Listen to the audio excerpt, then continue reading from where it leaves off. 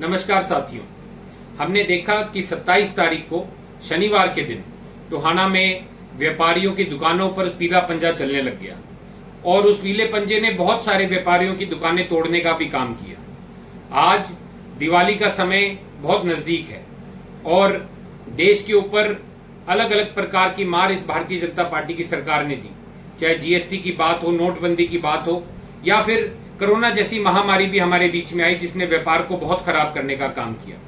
आज भी जीएसटी के नए रिफॉर्म्स बना दिए, 22 तारीख से नया जीएसटी लागू हो गया, लेकिन आज भी बहुत सारी दिक्कतें व्यापारी साथियों को हो रही है और उन दिक्कतों के ऊपर से एक ये ऐसी बड़ी समस्या भी हमारे बीच में आ गई कि आपने देखा कि पीला पंजा चलने लगा। फतेहाबाद हल्के में भी चला, टोहाना हल्के में भी चला। मैं तो खुल करके कहूंगा कि कहीं ना कहीं ये राजनीतिक बदला लेने का काम भारतीय जनता पार्टी कर रही है। हम सब जानते हैं कि फतेहाबाद जिले के तीनों हल्के जो कांग्रेस की झोली में तीनों सीटें गई और मैं तो ये मानता हूं कि उसका बदला लेने के लिए भारतीय जनता पार्टी इस प्रकार के काम करा रही है।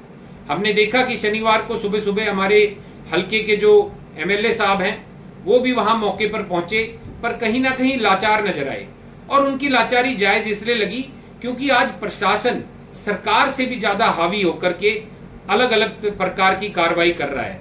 सरकारी नुमाइंदे तो खुल करके कह रहे हैं कि हम इस कार्रवाई को रुकवाना चाहते हैं, रोकना चाहते हैं, पर वो भी रोक नहीं पा रहे और अंदर ही अंदर कहीं ना कहीं एक मिली भगत बना करके बैठे हैं। आज 29 तारीख को शहर वासियों ने शहर बंद करने का ऐलान किया और लगभग सभी साथियों ने उनका सहयोग किया। मैं तो आप लोगों से एक ही बात कहने के लिए आपके सामने आया हूं कि इंडियन नेशनल लोकदल पार्टी आज व्यापारियों के साथ खड़ी है। हमारी किसी भी प्रकार की आपको जरूरत हो, हम आपके बीच में हैं।